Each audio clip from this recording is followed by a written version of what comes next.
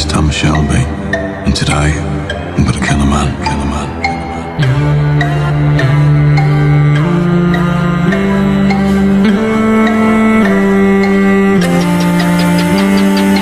Traumas do passado, tive a mente ferida. Já vi homens do poder arriscando a vida. Eu cresci em um mundo de escória. Após a morte de um homem, todos fazem a mesma troca. Mas eu voltei da guerra transformado, muito mais que um soldado com medalhas, fui honrado. Pros negócios da família, apliquei minha sintonia, me tornando o maior chefe de todas as quadrilhas. Por experiência, estive decadência, depois me levantei. Então respeita por onde eu passo, todos abaixo a cabeça. Me considero uma lenda, a minha cabeça recompensa. Jogo as cartas na mesa preparada pra qualquer tipo de brincadeira. Eu tô fazendo mais dinheiro que o Capone, mas eu mantenho o controle, porque o dinheiro me consome. Eu tô fazendo muita grana.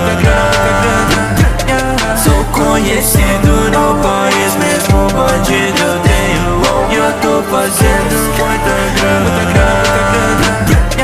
Sou conhecido no país, mesmo bandido eu tenho. Comando Big Blunders, sangue, apostas e navalhas. Superei a russa máfia, eles temem meu nome, me chamam de Tommy. Muitos dizem que esse é o peso de toda Londres.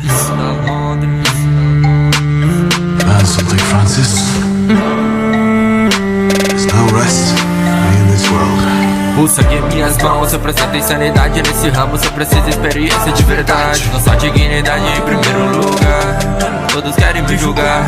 Minha raiva é concentrada no passado, e a lembrança em minha mente é o que me deixa em mau estado. Uísque e cigarro ajudam, drogas, dinheiro e poder são os negócios do futuro. São ossos do ofício, meu sacrifício, mas foi muito difícil. Tudo pelo dinheiro vivo, construí uma família, quase perdi o meu filho, mas dei a volta por cima, porque não podem comigo. O poder eu reconheço, estudo passos do inimigo. E de fraquezas eu entendo, sou calculista e persuasivo, e eu faço nevar pra me manter acordado. Esse trabalho não é fácil, todos querem o meu lugar. Eu tô fazendo muita grana.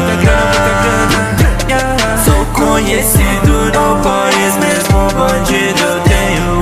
Eu tô fazendo muita grana.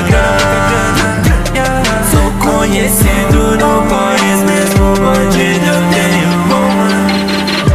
One of our many sins, and we've never earned money like this. Never. I'll use it to buy the wolf and Boston dogs. Esse vídeo não tem intenção de ofender.